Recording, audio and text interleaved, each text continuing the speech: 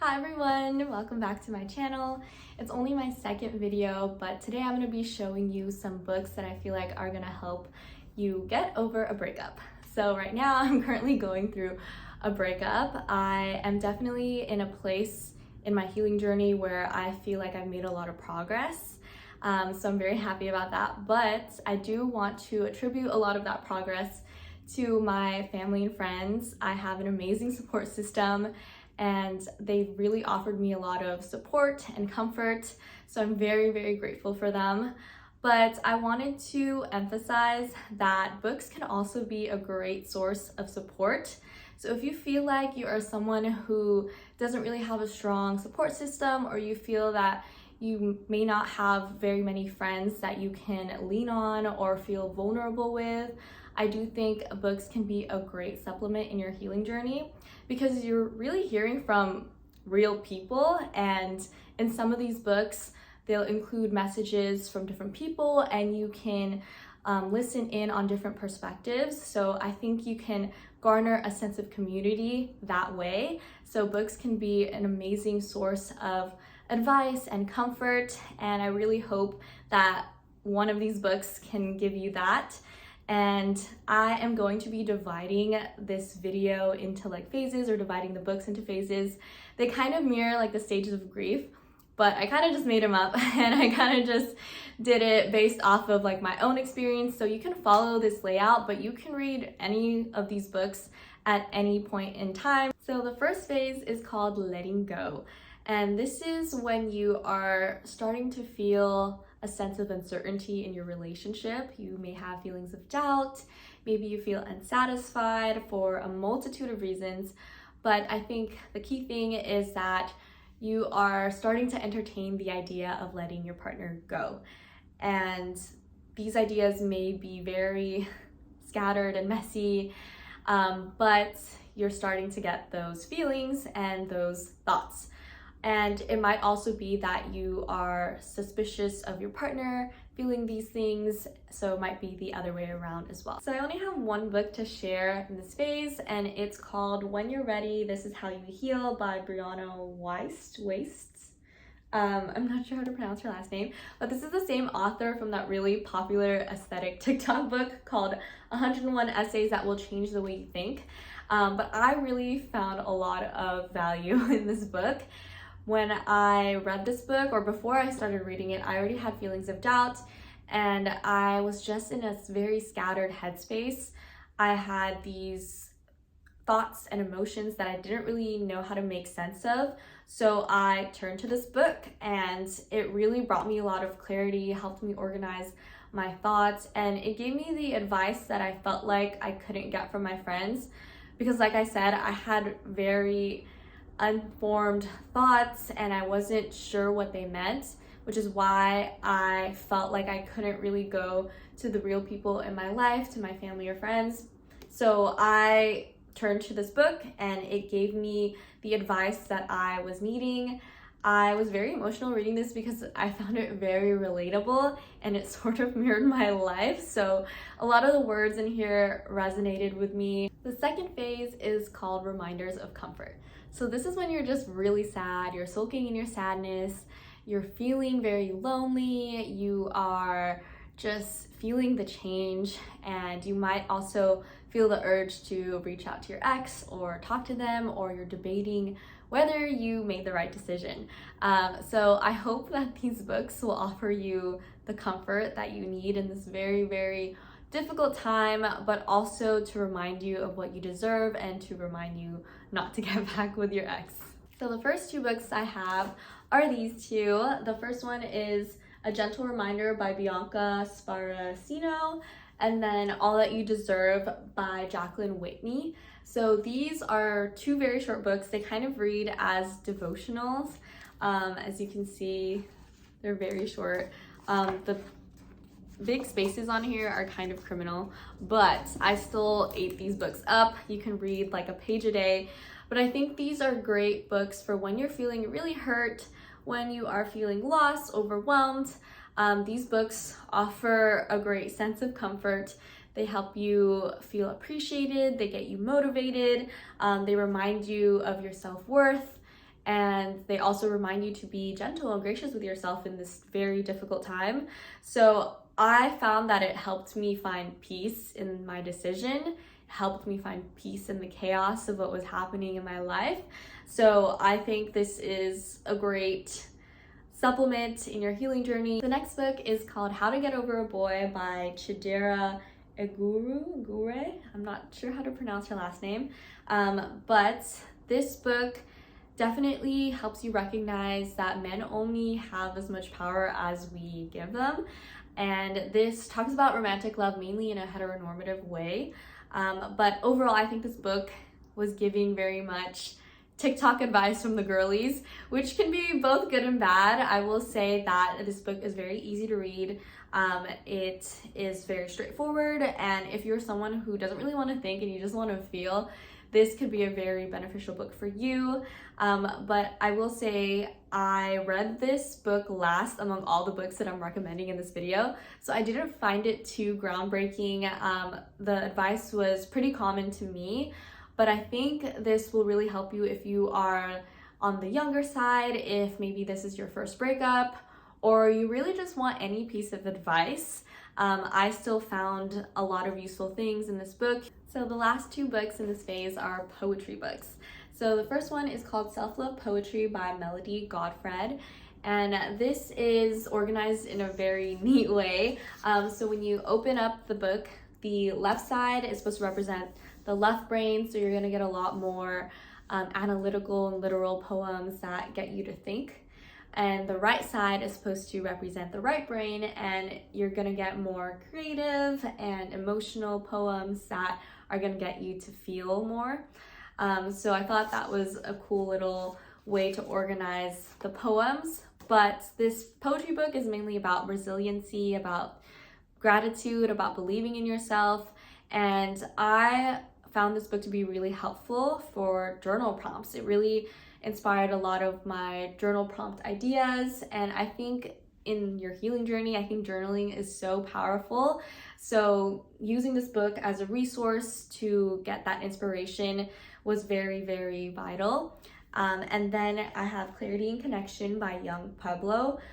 So this book is organized in different sections. So these are the contents, the table of contents. So there's self-awareness, unbinding, the love between us, growing, and a new life. And it really mirrored like the timeline of a healing journey. I know healing is never linear, and we kind of go through these different phases. When I was reading it, it really instilled a sense of clarity in my life, but mainly clarity about what I deserve, my self-worth, and what I want in relationships, even friendships, so not just romantic relationships. Now it's phase number 3, which I'm calling Rethinking Love. So in this phase, you are still sad, but you're slowly getting over it. And the main thing about this phase is you are starting to develop a mindset shift.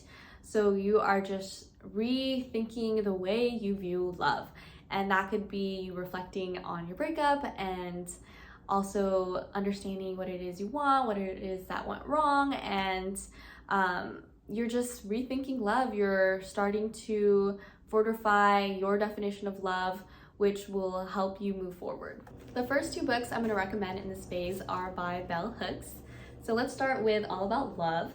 I recently reread this and I fell in love with it all over again, but the main message is that predominant culture fails to teach us about love, how to receive love. So even though love is discussed in a very heteronormative way, Bell Hooks manages to give compelling insights on compassion, self-love, solitude, forgiveness, shame, loss, abuse, and then tying all of that to things like capitalism, consumerism, the patriarchy, and our spirituality. And she really hones in on love as a transformative power. So for me, reading this book really got me to rethink about self-love and how that's able to bring peace and compassion into my everyday life. And then I also think Communion is such an amazing book to read alongside All About Love or before or after, but this focuses on the female search for love, and I read this at a time where I really feel like I needed it. So reading this felt very profound and transformative, and I began to learn more about loving myself, having an open heart, and leaning onto my community. There is a specific chapter called Sisterhood. I believe it's called Sisterhood, Love, and Solidarity. And this chapter really resonated with me. And the book overall helped me to decenter men in my life, to decenter male validation, and instead look within myself, to look towards self-love and also love from platonic friendships, especially with women. So overall, I think these two are very essential reads for anyone. Next book is called Everything I Know About Love by Dolly Alderton. This one is a memoir about family, friendships, loss, change, identity, and obviously love. There's so much in this, but basically Dolly is reflecting on her life from childhood to her 30s, and I just felt like reading this felt like talking to an older sister or a friend, and it just makes you want to call your older sister or friend and tell them all about it. But basically, when I read this, I also recommended it to some friends, so they had read it as well, and it was something that we could bond over and talk about. So I really enjoyed that experience. But some people have criticized this book for dragging out in the first half or in the beginning, which I can definitely see, but let me tell you, the second half is everything. It gets a lot more emotional, and there's this quote that I really love. It's about female friendships. It says, "Nearly everything I know about love I've learned in my long-term friendships with women." And I just love that quote because it really hones in on a very key component to our healing journey, which is gratitude. I think there's always something to be grateful for, and that includes the people in our life. So when I think about this book, when I read this book, when I look at the quotes that I tabbed, I am just reminded of the amazing women that I have in my life. I am reminded that my life is abundant in feminine energy, and I am so grateful for that. I'm so grateful for the women in my life who have given me support, comfort, and love. The next book is called Conversations on Love by Natasha Lunn. Natasha gives intimate details about her personal life, but she also includes interviews and discussions with a range of very notable people like Dolly Alderton, which is the author of the previous book I just mentioned, and authors like Roxane Gay as well. So I think it was amazing to hear from different perspectives, and to hear on different topics such as falling in love, loss, vulnerability, loneliness, parenthood, and navigating change. All of that in one book was just so amazing, and it really helped me to expand my definition of love. The last book I have in this phase, Rethinking Love, is called Tiny Beautiful Things by Cheryl Strayed. I think this is such a unique book because it's basically a series of advice columns. So in each chapter or advice column, there's a letter that is titled Dear Sugar, and basically someone is just talking about a life problem, and then following that letter is the response from Cheryl, and she gives her advice on the issue. So I think this is a good book to read like one advice column a day, but they read like memoir essays, which I really enjoy. So as you can see, I have tabs in it. I read this twice. So the very first time are the darker purple tabs, and then I have lighter purple tabs for the second time that I read it. And I think rereading it, I gained more out of it as well. But I definitely found her advice to be very applicable in my life. So I really enjoyed reading this. We are on to phase 4, which I am calling Creating Peace. So at this stage, you are just over the sadness, you want to move forward, you are focusing on inner work, getting to know yourself, and being present and just creating peace in your life. The first book I'm going to recommend in this phase is called The Art of Forgiveness, Loving Kindness, and Peace by Jack Kornfield. So this book really just is a practical guide that offers practices on how to bring healing, peace, and compassion in your everyday life. It gives a lot of calm and comforting vibes and practical meditations to overcome challenges that pertain to acceptance, joy, and hope. The next book is called Peace is Every Step: The Path of Mindfulness in Everyday Life by Thich Nhat Hanh. I hope I pronounced that correctly. But basically, this book was very positive and uplifting. It encompasses topics like joy, peace, mindfulness, and just really living in the present. So I found that it provided a lot of great exercises to increase our awareness of our mind, body, and soul through things like conscious breathing and meditation. It's very short and easy to read, easy to follow, and just like a lot of the other books I've mentioned, you can read it as a devotional. So you can read a section a day to really feel at peace. The next book is called What a Time to Be Alone. It's by the same author as the book I mentioned earlier, How to Get Over a Boy. And it's a similar style where there's different like graphics and it's colorful and cute. But I really enjoyed this book because it talked about how amazing being alone is. And that is so true. I love spending time alone. I love dating myself and investing in myself. It's been so peaceful. And I think being able to focus on yourself, being happy in your own company is so powerful. So I had read this when I had moved from the West Coast to the East Coast by myself, and I just felt very alone, living alone. I was so used to being around so many people. So if you're kind of going through that phase, which most of us are going through when we are experiencing a breakup, this is such a good book to read because it really emphasizes celebrating yourself, empowering yourself, and healing yourself. The last book I'm going to recommend in this phase, Creating Peace, is called Set Boundaries, Find Peace: A Guide to Reclaiming Yourself by Nedra Glover Tawwab.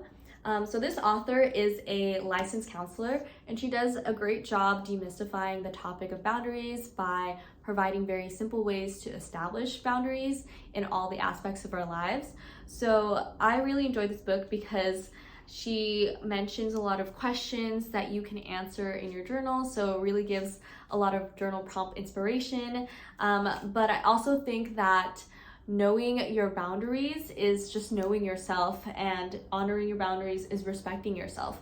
So after a breakup, oftentimes we feel like our self-love, self-worth, self-respect is depleted. So we really need to do the work to draw our boundaries. So when we know what we want in life, in all the aspects of our lives, like in friendships and romantic relationships, and even our relationship with ourselves, we are less likely to settle and tolerate mistreatment. And instead, we are more likely to effectively communicate and get what we want. So I think when we know ourselves and what we want by doing the inner work and spending time alone, we can really honor our boundaries and meet our needs. So I think setting boundaries is just another form of self-love. And that's definitely the key thing I learned from this book. Finally, the last phase number 5, is dating again. And this is when you just want to get out there. But I also want to say you may not ever even reach this point. You may just feel like, wow, like I'm just so at peace with being alone, with spending time with myself. And that's totally fine. But if you are someone who wants to get back out there, these are some books that I think might benefit you. So the first book I'm going to recommend in this phase is called Maybe You Should Talk to Someone by Lori Gottlieb. And the author is a therapist, but when she ends her relationship with her fiance, she ends up getting her own therapist. So this is actually a memoir, I believe, and she basically shares stories in her personal life and then also some stories from some of her patients. So I think a really great thing about this book is that Lori emphasizes the role of a therapist as someone who is going to help you recognize some of your patterns and behaviors that are causing you unnecessary pain. And this book pushed me to try therapy, which I'm so grateful for. And I think a beautiful thing that I got out of this book was that reflecting on someone's experiences, like the lessons they've learned, can really help you get through a difficult time, like a heartbreak. So I definitely think that this book will offer you some sense of encouragement, especially if you are someone who's been curious about therapy, or feel like you don't have a support system in your personal inner circle, you can definitely try finding a therapist. The next book is called Attached. I'm not sure who the authors are because I don't have it with me. I actually lent it to a friend, but I'll insert a photo. I enjoyed reading this book. It's basically about attachment theory and how that is used to sustain love. I felt very called out when they would talk about protest behaviors. I marked every single one because I related to it so much. But I really just got to know myself more. I found out that I have an anxious attachment style, and I found this book very useful for my attachment style. I'm not sure how helpful it is for other attachment styles, mainly for secure attachment styles. But I think overall it's still such an interesting thing to read about, and I definitely think it's very practical because there are tests that can help you figure out what your attachment style is, what your partner's attachment style is, along with other fill-in sections to understand your past relationships and why those may have not worked out. But I do want to say that I recommend reading this when you are further along your healing journey, because if you read this when you're just really sad, you might not even absorb the information and you might just end up blaming yourself and really hyper focusing on the negative aspects. Last book in the entire video is called How to Not Die Alone by Logan Uri. So this is another practical guide, but mainly to help you find, build, and keep the relationship of your dreams. So this really helps you navigate the modern dating scene. I think it helped me recognize some of my unfavorable traits, similar to the Attached book, but it's also another great book for journal prompts because there are sections like exercises where you can answer different questions, and you can do that in a journal. See, this one is like exercise, answer the all about me questions, and these kind of hone in on what you want in a relationship, what you think you deserve, like your deal breakers, your non-negotiables. It also talks about patterns that might be holding you back in dating and how to make dates fun again. Those were all the books for this video. I want to thank you for reaching the end. I also want to say that if you are someone who is going through a breakup or you are just in a healing journey, I am rooting for you. I wish you all the love and joy. I also really hope that at least one of these books gives you a sense of comfort and peace and really encourages you to focus on yourself and invest in yourself. So I wish you the best of luck in your healing journey, and I'll see you next time. Bye!